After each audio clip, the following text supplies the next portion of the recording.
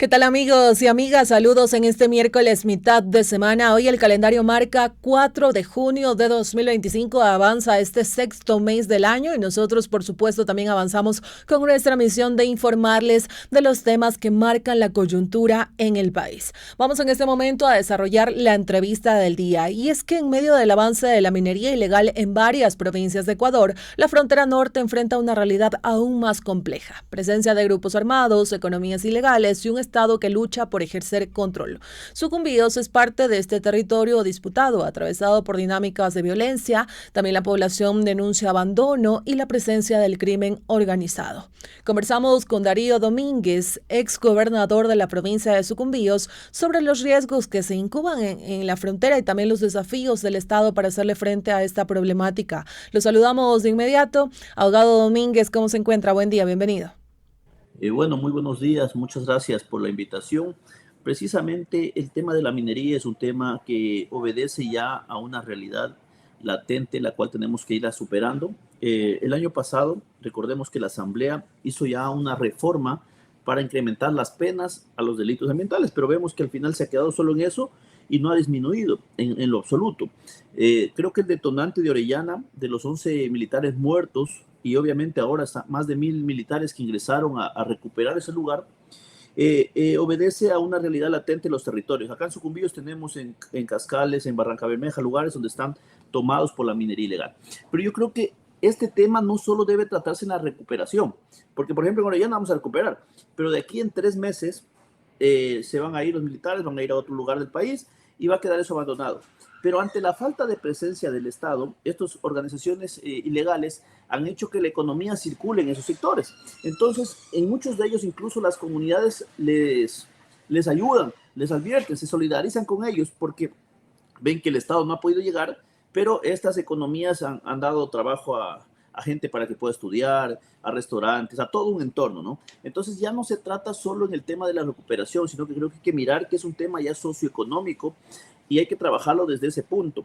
Entonces yo planteaba, y lo hemos hecho a través de medios de comunicación, es que precisamente se haga un nuevo proyecto de ley que no vaya orientado solo a la sanción, sino más bien en generar una alternativa para que cuando recuperemos estos lugares del crimen organizado, puedan las comunidades no tener esa afectación económica, porque claro, si recuperamos, sacamos a la minería ilegal, ¿de qué van a subsistir las economías que de una u otra manera estaban siendo beneficiadas por estas organizaciones, ¿no?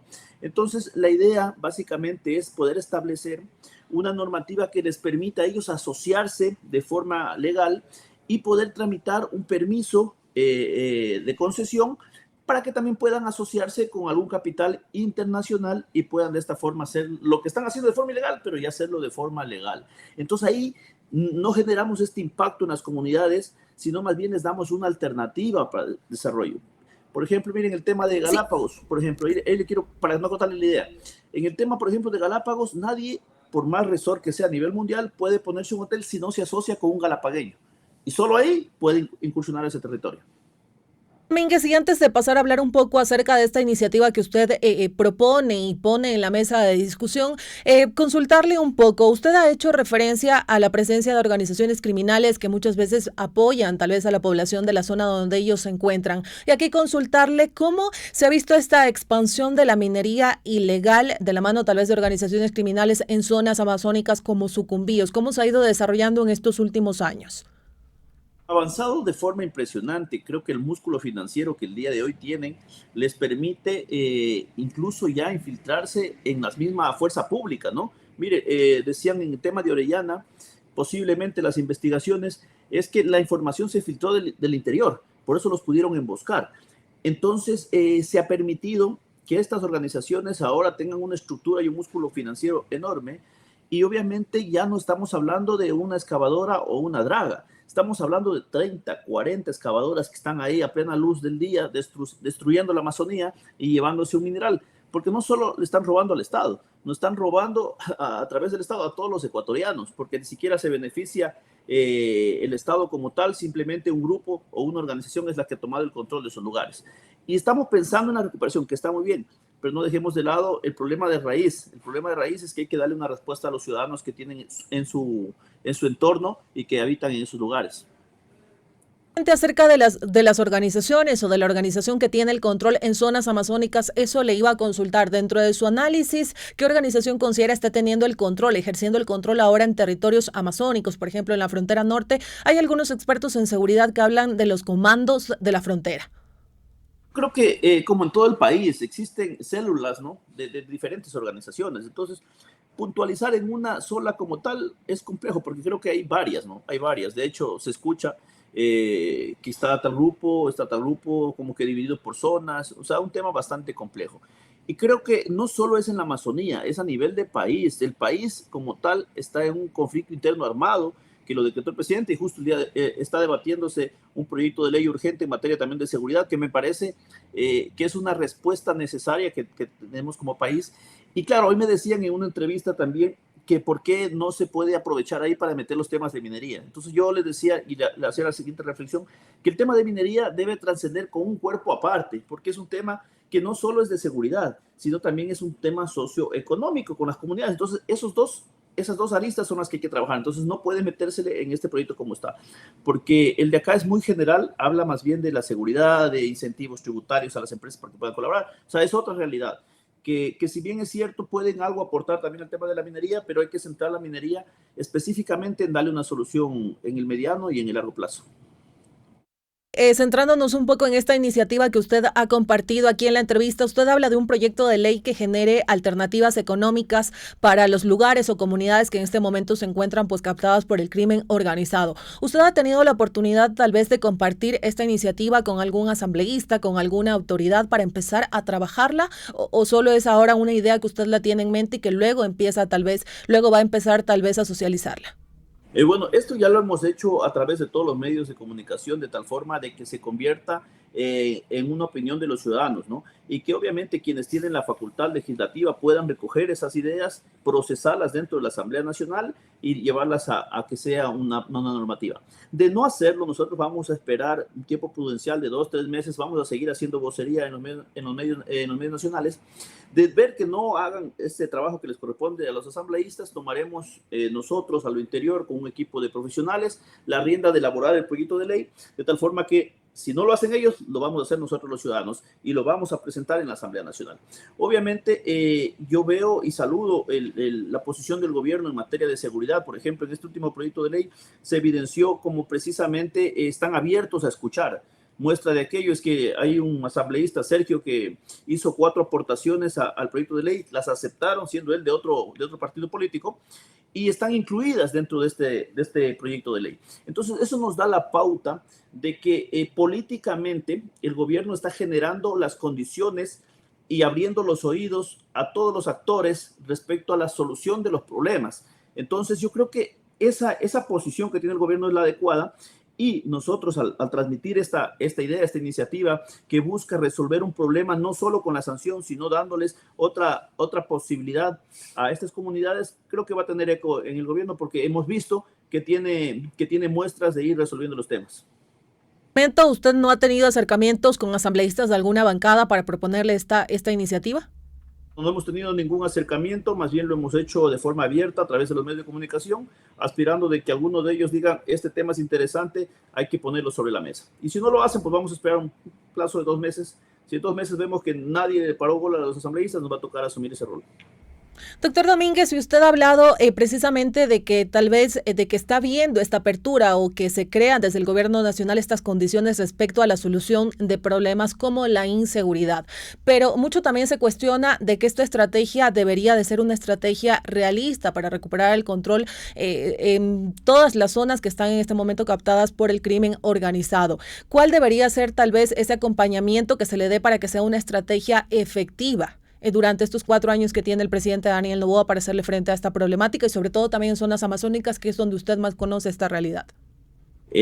Sí, no se trata solo de la recuperación, porque, por ejemplo, cuando yo estuve en la gobernación, teníamos ya este problema, hicimos una mesa nacional de trabajo, donde se puso a hacer un operativo en Buenos Aires, en Napo, en Sucumbíos, y se decomisó un montón de maquinaria. Al final, los funcionarios públicos somos transitorios, no se continuó con ese proceso y nos dimos cuenta de que efectivamente las comunidades mismas tenían esa necesidad. Entonces, ya no se trata solo de la recuperación, hay que dar una alternativa al problema, porque ahorita ante la falta de presencia del Estado, las comunidades están siendo presas fáciles de dejarse caer en la tentación por estos grupos organizados. Entonces, yo veo con buenos ojos el tema legislativo. Creo que en los dos últimos gobiernos no tenían esa sinergia de trabajo con la Asamblea Nacional. Sin embargo, ahora vemos que ya existe una mayoría, existe un ejecutivo y obviamente hay la voluntad política de atacar a la delincuencia organizada. Hace poco hubo unos allanamientos donde se atacó fuertemente a estos grupos de Fito, ¿no? De todo ese grupo, y obviamente se hizo ahí unos decomisos. Entonces ahí vemos que existe la voluntad política de cambiar esta realidad. Entonces, ante ese escenario, es importante que los ciudadanos que tengamos conocimiento de la realidad de los problemas, también hagamos el aporte de soluciones.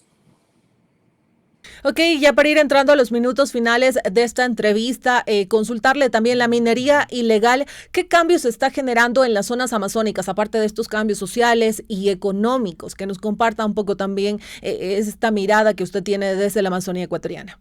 La falta de control, la falta de la legalidad hace de que nos estén destrozando la Amazonía. Usted va a Lumbaki, por ejemplo, ahí hay un lugar turístico, se llama Aguare, y resulta que un día estaba yo comiendo y veo al frente cómo el agua se unen dos ríos, el uno el cristalino y el otro toda el agua turbia y todo, ¿no? Y le pregunto, ¿y por qué es este fenómeno? Mis hermanos que de ahí para allá están haciendo minería ilegal. Entonces nos están destrozando. Entonces el catastro minero se cerró desde el 2018.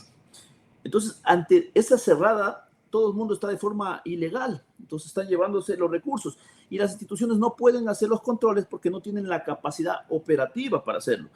Entonces tenemos que cambiar esa realidad, tenemos que hacer que se legalicen de tal forma de que ahí podamos, por los daños ambientales, poderle pasar la factura al responsable y hacer las acciones legales que corresponda para que haga una remediación y no nos destrocen la Amazonía. ¿La minería ilegal también está generando desplazamientos en zonas amazónicas como Sucumbíos o cómo se encuentra ese tema?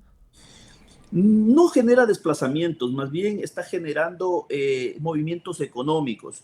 Y eso es preocupante porque la ciudadanía está involucrándose de forma indirecta con estas organizaciones. Y claro, no lo hacen con mala fe, pero obviamente la necesidad les obliga, ¿no? Por ejemplo, una madre no puede educar a sus hijos y si es que tiene que ver ahí, ponerse un restaurante y poder a través de estos grupos organizados que están trabajando, poder proveer a su familia, lo va a hacer. Y está en todo su derecho porque tiene que sobrevivir. Pero a esa realidad es la que tenemos que atacar, a esa realidad, que no les afecte a las comunidades, sino más bien que les afecte a las organizaciones delictivas que nos están robando los recursos. Y también la presencia de la minería ilegal, a más también de generar pues esta presencia de los grupos criminales, de organizaciones criminales, también qué otros delitos está conllevando consigo. En algunas poblaciones amazónicas se habla también de trata de personas, se habla de abuso sexual, que nos cuente un poco si quizás usted tiene ese análisis de qué está ocurriendo en Sucumbíos. Bueno, creo que como el resto del país los delitos son variados, diversos, pero acá básicamente no se ve ese tipo de incremento, ¿no? En el tema de tratas y todo. Más bien lo que se ve es en destruir la Amazonía, los delitos ambientales más bien, destruir la Amazonía y llevarse nuestros recursos. Eso básicamente es lo que está pasando acá, es lo que está en todo lado y de hecho ya los ciudadanos comienzan a verle como una normalidad irse a sacar oro del río, ¿no? Y obviamente ahí incluso son objetos de extorsiones, porque estos grupos les dejan sacar, pero tienen que darle seguridad, a cambio de eso los van extorsionando. Entonces, un poco más en ese orden es que los delitos se han ido incrementando. De ahí nosotros como provincia estamos en un estado de excepción ya por más de 8 meses. Lo que vemos es que el estado de excepción no ha sido eficaz, porque existen muertes selectivas que se conoce, y resulta que como no teníamos estado de excepción, los mataban en la noche. Ahora que tenemos estado de excepción, estas muertes selectivas se dan en el día. Entonces, hay que hacer una evaluación respecto a las acciones que se ha tomado y ver si funciona o no funciona. Lo que sí estamos viviendo en Sucumbíos es una grave crisis de los emprendedores, porque tienen que cerrar sus locales a las 9, 10 de la noche, los restaurantes, todos quienes hacen una actividad nocturna. Y eso afecta enormemente al turismo, porque Sucumbíos es una belleza, acá hay cascadas, ríos, es un espectáculo turístico, pero lastimosamente, por ese estado de excepción, los turistas ya no vienen a Sucumbíos porque solo van a poder estar hasta las 9, 10 de la noche. Entonces, nosotros sí creemos que eso usted tiene que evaluar y determinarse que no es necesario el estado de excepción para resolver el tema de seguridad. Ya lo hemos tenido bastantes meses y los resultados no han variado. Ok, estamos entrando a los minutos finales de esta entrevista con Darío Domínguez, abogado y exgobernador de la provincia de Sucumbíos en la Amazonía ecuatoriana. Le agradecemos por su tiempo y este análisis que ha hecho frente a la situación de la minería ilegal en zonas amazónicas del país, la presencia del crimen organizado y estos delitos conexos que se relacionan pues con la minería ilegal y que han sido denunciados desde diferentes espacios. Gracias por acompañarnos en Corape y esperamos tenerlo en una próxima oportunidad. Que tengan un excelente resto del día. Muchas gracias y de igual manera un saludo cordial para toda la gente del país. Que pase bien, amigos y amigas.